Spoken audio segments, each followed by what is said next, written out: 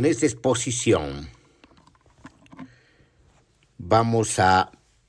tocar lo que en un ensayo escrito hemos tocado. Ensayo titulado La muerte de la revolución, que hace un análisis de la revolución, de sus decursos, de su devenir, de su ciclo, desde el ciclo de irrupción creativo hasta la clausura decadente. En el contexto de lo que entendemos como una especie de muestra característica de la modernidad, quizás en su mejor etapa, el iluminismo, como crítica de la razón, como razón crítica, y como confianza en la razón y en la autonomía de la razón. Entonces hemos visualizado de que la revolución en parte es hija del iluminismo, en la medida que la revolución es un acontecimiento de interpelación, pero también de crítica y también de arquitectura social para transformar la sociedad de acuerdo a determinados proyectos utópicos, por ejemplo el socialismo. Entonces, la ideología revolucionaria, las ideologías revolucionarias, porque se han dado muchas, pero con una matriz. La matriz es la matriz del iluminismo, esa confianza en la razón, en la ciencia, en la tecnología, en la transformación, entre comillas, de la evolución que desata la modernidad en su propia vertiginosidad. Pero también la revolución es hija de la modernidad, en tanto que la modernidad es eso, es revolución permanente, por lo menos de las condiciones institucionales, de los valores, porque hay una transvalorización y de las instituciones sociales, culturales y políticas, hay transformaciones, ¿no ve? Y en ese sentido se vive una suerte de revolución permanente, tanto en el imaginario como en la práctica, aunque el mismo decurso de la revolución nos va a mostrar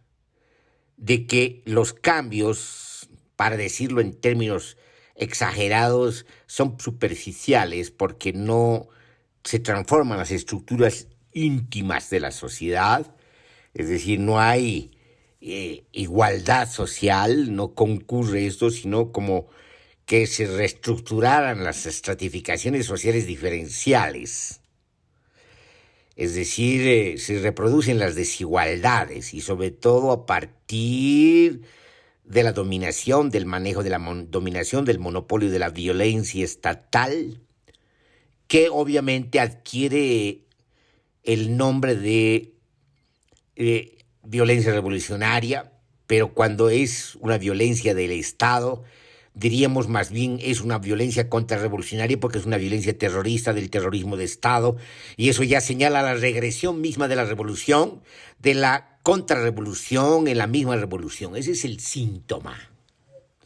Y por lo tanto, cuando hablamos de esto, estamos hablando obviamente de también las paradojas de la modernidad como de las paradojas de la revolución y las paradojas del iluminismo, porque el iluminismo, al creerse autónomo, al confiar plenamente en la razón, al olvidarse que la razón forma parte de las fenomenologías de la percepción y de las fenomenologías corporales, al olvidarse que es razón concreta y que vive sus propios decursos y sus aperturas, al olvidarse de esto, al confiar demasiado en la razón y al olvidarse de las condiciones de posibilidad, tanto históricos, políticos, culturales como existenciales, la razón, al no considerar los espesores de las formaciones sociales, obviamente va a generar una suerte de exagerado optimismo en la revolución, en los recursos de la razón, y va a terminar enredada en sus propias contradicciones y por lo tanto el iluminismo también genera sus propias contradicciones y cae en una especie de oscurantismo en la medida que se convierte en ideología y la ideología se convierte en un obstáculo epistemológico, un obstáculo inclusive para el propio iluminismo. Esas son las variantes de una ideología revolucionaria que va a tratar de no destruir el Estado, sino más bien mantener el Estado, mantener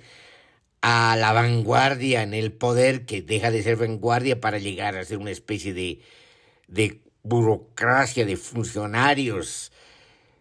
cuyos privilegios son defendidos a través del Estado y a nombre de la revolución.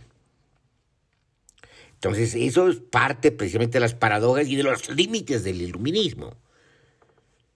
Y por lo tanto, ¿cómo podemos superar esos límites del iluminismo? Varias veces lo hemos dicho, es importante considerar los devenires corporales, no solamente de la razón, y articular y rearticular a la razón, a las fenomenologías de la percepción y a las fenomenologías corporales, y por lo tanto, en ese sentido, establecer, si ustedes quieren, para decirlo en términos esquemáticos, una relación vinculante y potenciante entre razón y sentimiento y sensación y sentidos y afecto. Y en ese sentido, que se llama la inteligencia afectiva, la inteligencia sensible, habla de manera muy clara de esta articulación y explica muy claramente lo que es la inteligencia. La inteligencia no es solamente razón, sino también es afecto. Hay una retroalimentación entre razón y afecto que solamente se da en la fenomenología de la percepción y en la fenomenología corporal, y en la medida que se da esto, evidentemente se potencia tanto la razón como también se potencia el afecto, y se potencian las fenomenologías de apertura. Es decir, esa confianza plena en una razón y en una racionalidad abstracta ha terminado en una especie de apego institucional a la razón instrumental criticada por Horkheimer y Adorno, que es la crítica de la modernidad,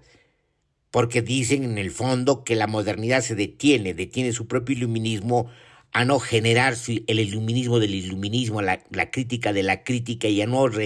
aperturar nuevamente la crítica, y la crítica solamente se puede reaperturar a partir de esta fenomenología donde se potencia el afecto y la razón, donde el afecto potencia la razón y la razón se potencia el afecto. Entonces la complejidad es mayor y por lo tanto la riqueza y los potenciamientos son mayores. Entonces se ha cortado el alcance del potenciamiento corporal y por lo tanto del potenciamiento, si ustedes quieren, de las transformaciones que son inherentes y son parte de las posibilidades de la potencia social, creativa, que forma parte de la potencia creativa de la vida. Entonces, ahí están los temas. Eso es lo que hemos expuesto de alguna manera, dicho de otra manera, de una manera oral, pero también con otra interpretación, porque lo decimos, digamos, en otro tiempo, en este tiempo, en ese ensayo que hemos llamado La Revolución ha muerto. Y obviamente es una reflexión de la revolución ante la sorpresa de muchos izquierdistas, funcionarios de partidos, apologistas de la revolución como si la revolución fuera eterna, ni siquiera piensan en la revolución permanente, pero inclusive los apologistas de la revolución permanente porque creen que la revolución es permanente, cuando la revolución va a responder a determinadas condiciones de posibilidad, no solamente de posibilidad objetiva y subjetiva, como se acostumbraba a decir, sino de las condiciones de posibilidad históricos, políticos, culturales y económicas, y de las condiciones de posibilidad existenciales. Es decir, la revolución va a depender precisamente de este decurso del iluminismo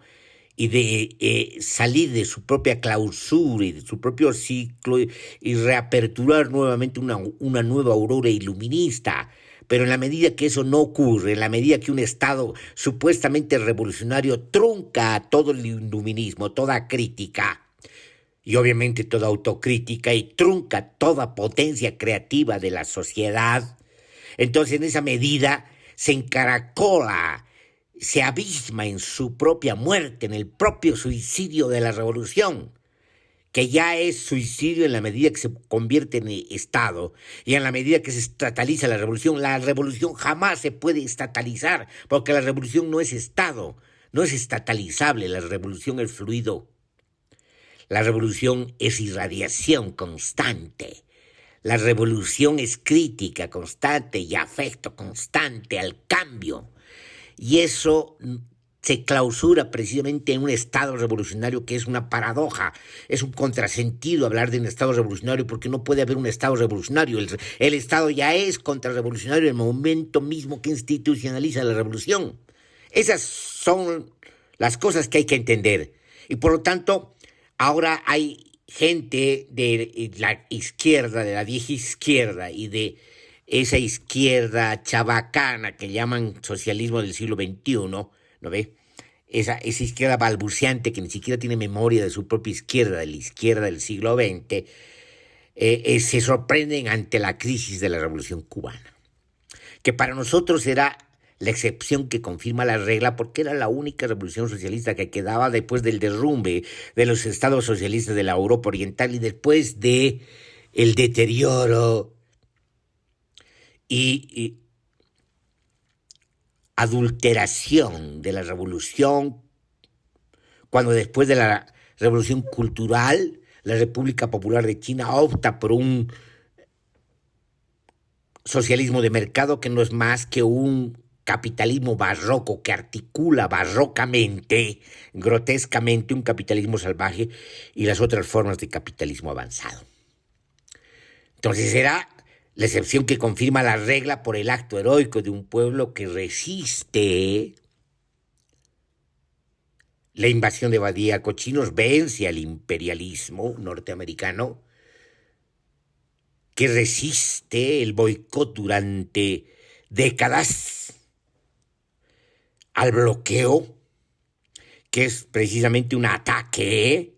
a las condiciones de vida de un pueblo. Eso es terrorismo. El terrorismo imperialista del imperialismo norteamericano es un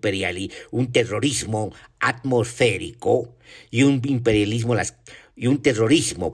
de las condiciones de posibilidad de la vida, porque atacan precisamente la reproducción de la vida. Es decir, es un atentado a la vida, es un atentado a los derechos fundamentales de la humanidad. Eso está claro. Y obviamente también muestran su capacidad estatal, aunque nosotros tenemos una crítica del Estado como Estado socialista, en la guerra de Angola, cuando vencen al ejército racista sudafricano. Y vuelven, a vencer en la medida que obligan a la diplomacia norteamericana y a la burocracia norteamericana a una revisión de sus propias postulaciones de contrainsurgencia y de continuidad de la Guerra Fría en el caso cubano. Y eso ocurre en el gobierno de Obama. Hay una apertura, y eso es una apertura aperturante en la medida que replantean, las relaciones entre, en este caso, ya no el imperialismo, porque el imperialismo muere después de la derrota de la guerra del Vietnam, lo que es un imperio y lo que es Norteamérica, Estados Unidos de Norteamérica, es la gendarmería del imperio. Entonces el imperio es el orden mundial de las dominaciones. Y en esas condiciones se replantea, una nueva relación en un ámbito que es de pos de la Guerra Fría, y obviamente no había otra cosa que hacer. Seguir postulando la continuidad de la Guerra Fría cuando no hay condiciones de la Guerra Fría es el absurdo, de los sectores más conservadores de los partidos políticos norteamericanos. Bueno, pero eso se clausura precisamente con el síntoma de la decadencia más catastrófica de Estados Unidos, de la política norteamericana con Trump y los republicanos, que es la decadencia del mismo imperio y de la misma gendarmería del imperio. Entonces, bueno, esa apertura significa una nueva victoria, pero digamos, esas victorias cubanas están ocultando algo, es decir, hay algún problema interno que tiene que ver con lo que podemos llamar el decurso de la revolución, de los ciclos de la revolución que comienzan con el entusiasmo y la irradiación revolucionaria, y por lo tanto con los cambios, por lo menos políticos, pero se truncan en la medida que una burocracia se apropia de la victoria de un pueblo heroico que mantiene su acto heroico durante décadas. Y lo que se reproduce es lo que han reproducido los estados del socialismo real, las clases sociales y los privilegios, no solamente las diferencias entre gobernados y gobernantes, sino las diferencias de clase, porque precisamente hay una apropiación del excedente por parte de la burocracia. Y por otra parte se van anulando precisamente las capacidades de crítica al prohibirse la crítica y obviamente al anularse completamente la autocrítica. Y por otra parte, al entrar un oscurantismo ideológico, al no permitir el iluminismo del iluminismo, la crítica y la crítica de la crítica. Y por lo tanto se encierran a sí mismos, se encaracolan hasta encontrarse en la crisis múltiple de la Revolución Cubana hoy. Es decir, no puede ser una sorpresa. La única sorpresa está en estos sacerdotes de la derrota, de la apología de un socialismo que no es socialismo, de un socialismo de Estado, de un socialismo real que no es socialismo, porque perduran las clases sociales y perdura la sociedad de clases, con la diferencia de que una burocracia oculta esa diferenciación real social a través de una propaganda desmesurada y descomunal, que solo puede durar una década o más décadas, pero no puede terminar de ocultar lo que muestra la realidad como heridas lacerantes. Entonces, estos sacerdotes de la derrota vuelven a hablar de lo mismo de siempre, de que la culpa la tiene el imperialismo, de que la culpa la tiene el bloqueo, es decir, tanto la burocracia de la Revolución Cubana como estas pequeñas burocracias balbuceantes de la izquierda derrotada y que nunca has hecho autocrítica, terminan hablando de lo mismo sin abrir los ojos de que la revolución ya está en una profunda crisis y es indispensable salir de esa crisis para evitar la regresión y la restauración completa. Y solo se puede evitar en la medida que se dé salida, que se dé continuidad a la revolución misma. Y la continuidad de la revolución misma, la revolución en la revolución es la apertura. Eso es lo que no entiende esta gente. Porque por eso esta gente es doblemente contrarrevolucionaria. Llaman contrarrevolucionarios a los que conspiran contra la revolución, que son los derrocados y que son las potencias que se alían y apoyan a los derrocados, pero hay contrarrevolucionarios dentro de la misma revolución y son los peores, porque son doblemente contrarrevolucionarios, porque atentan contra la revolución misma, contra las condiciones de posibilidad de desarrollo mismo de la revolución, al apostar por el oscurantismo ideológico y al apostar por una burocracia monopólica del Estado y de la violencia. Esa es la profunda derrota. Si hay algo que evitar en la Revolución Cubana es precisamente que se caiga en lo mismo que ha caído la Unión Soviética, que de soviética no tenía nada, porque el Partido Comunista expropió a los soviets el poder, que hay que evitar lo que pasa en la Revolución de la República Popular China, que es un grotesco capitalismo barroco, para evitar eso precisamente, o para evitar regresiones más espantosas, como ocurre en otros países del socialismo de la Europa oriental, es indispensable discutir y abrir a la discusión estas cosas y evitar que los contrarrevolucionarios, doblemente contrarrevolucionarios de la izquierda colonial, terminen precisamente cerrando las posibilidades de salida aperturante a la Revolución Cubana, de continuidad de la revolución en términos de expansión de la potencia social, y eso no es otra cosa que libertad. Entonces, es indispensable poner en mesa esta discusión. Y en ese sentido, nuestras reflexiones se encaminan, pues, alrededor de estos temas y de estas problemáticas, y alrededor del núcleo de estas reflexiones críticas. En el ensayo que hemos mencionado decíamos, que ¿cuándo comienza la genealogía de las dominaciones y del poder? Esa era la pregunta importante, sobre todo para interpretar los decursos paradójicos del iluminismo y los decursos paradójicos de la revolución y los decursos paradójicos de la modernidad. ¿Cuándo comienza esto? Y nosotros usábamos una tesis, una interpretación teórica de Öcalan, el líder turco preso hace tiempo en las cárceles, en la cárcel de Turquía, un estado que es un resabio anacrónico, no solamente de un imperio otomano no realizado, sino el estado anacrónico de un estado patriarcal detenido, digamos, en el ingreso de una modernidad irrealizada, y que la asume en términos de importación europea. Entonces, este Estado fallido tiene preso a uno de los líderes más lúcidos de la contemporaneidad por la interpretación crítica de las civilizaciones que hace, por la interpretación, podríamos decir, macrohistórica que hace, y por tener muy claro de que no hay salida a través del Estado y que el Estado es una salida contrarrevolucionaria. Entonces tomamos esa tesis, y esa tesis es realmente significativa, tanto por las fuentes de las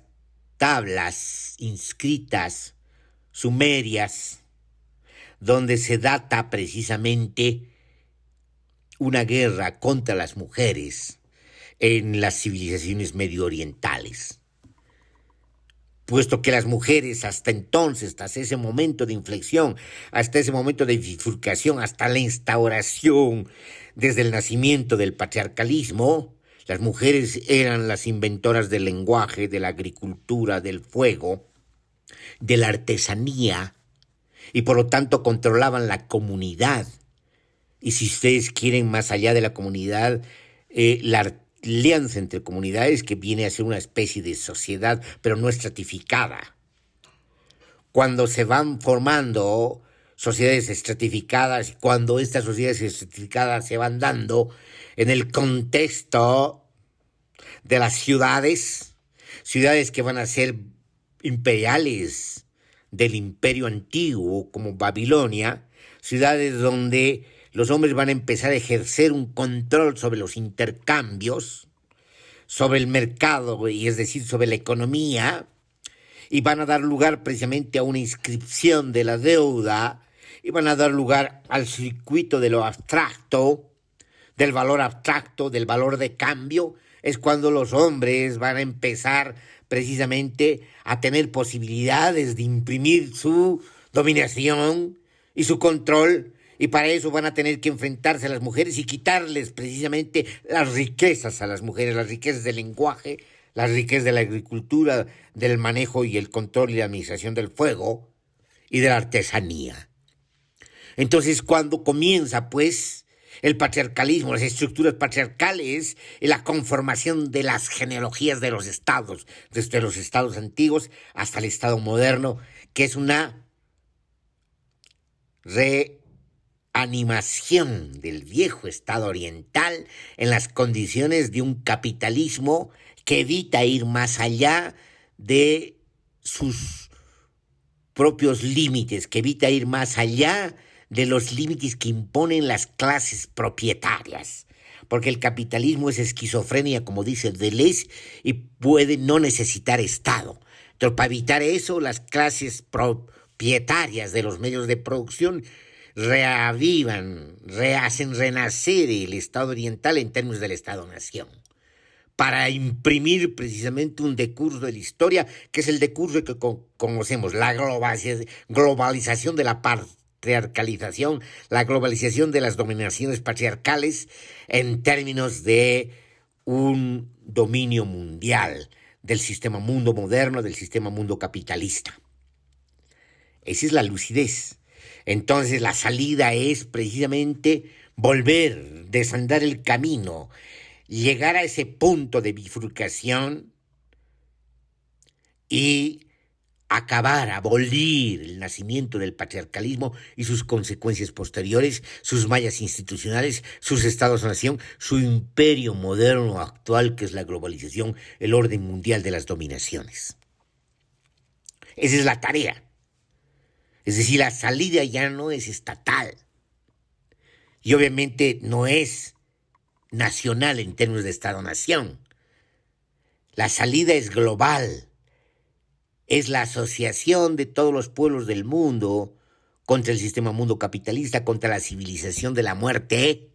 que es la civilización moderna, contra el orden mundial y sus estados-naciones.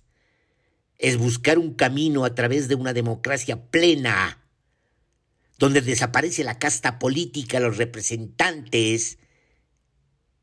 y la mayoría de edad, el uso crítico de la razón de los pueblos, es capaz de gobernarse, de aprender a gobernarse, de aprender a autogobernarse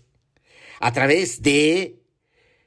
el manejo y la administración precisamente de los recursos, de las cosas, de los bienes comunes, y a través de la formación de consensos y de las transiciones consensuadas. Esa es la tarea. Y por lo tanto esa tarea no se puede lograr si no hay conciencia de esa tarea, para hablar desde un término inadecuado, porque se habla de conciencia. Está más allá de la conciencia, obviamente, todo esto, pero estamos usando de manera ilustrativa, y esa conciencia quiere decir, digamos, un nuevo iluminismo, un nuevo renacimiento, pero más allá de ese renacimiento, una rearticulación, una reinserción de las sociedades humanas en los ciclos climáticos, en los ciclos vitales planetarios. Y eso significa una conciencia ecológica que va más allá de la conciencia iluminista. La crítica ecológica va más allá de una crítica iluminista. No es una crítica racional. Es una crítica que va más allá de la razón. Es una crítica que está desarrollándose a partir precisamente de la comprensión de la complejidad de la articulación y la integración articulada de los distintos planos y espesores de intensidad planetarios y del universo. A eso vamos. Puesto que nos interesa la vida en el planeta y la vida de las sociedades humanas. Por eso es importante esta crítica, y por eso es importante volver a poner en discusión desde una perspectiva iluminista, pero también desde una perspectiva ecológica, obviamente antipatriarcal, las crisis de la revolución, porque no es la única crisis que se ha dado. Todas las revoluciones han cambiado el mundo y se han hundido en sus contradicciones y han entrado en la misma crisis. El problema es de que no se aprende de las lecciones, se niega a aprender, se hace apología de las revoluciones cuando estas revoluciones han muerto, puesto que mueren cuando son Estado. Por eso es indispensable liberar la potencia social de los pueblos, de los sujetos sociales, de los individuos, de los grupos, de los colectivos, y dejarse de apologías, y dejarse de nacionalismo, porque todo nacionalismo apunta al Estado. Todo nacionalismo étnico apunta al Estado, y al apuntar al Estado apunta a una nueva colonización, a un colonialismo interno, y apunta precisamente a continuar lo mismo, pero ya en condiciones altamente anacrónicas, donde se ha demostrado altamente que no hay salida por el Estado, sino precisamente el Estado es uno de los dispositivos de la civilización de la muerte. Entonces es indispensable poner a discusión estas consideraciones y a través de estas consideraciones la problemática inherente al acontecimiento de la crisis. Nosotros terminaremos aquí nuestra exposición y obviamente siempre en espera de la continuidad de la misma en sus secuencias subsiguientes.